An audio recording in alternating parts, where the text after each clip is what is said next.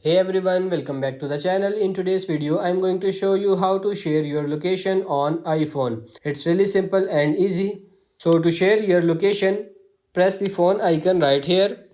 You have to find the person you want to share the location and make sure it's in your contact. Now, once it's here, let me scroll down and you will see this option here, share my location. Just simply tap on it and then there is three different ways you could do this. You could do this indefinitely, which I don't recommend. Share until end of the day, which is useful, or sometimes you have to tap on this share for hour. And just like that, you are now sharing the location with that person. So if you go to the text message conversation with that person, you see you started sharing location with that person and it will say that over here.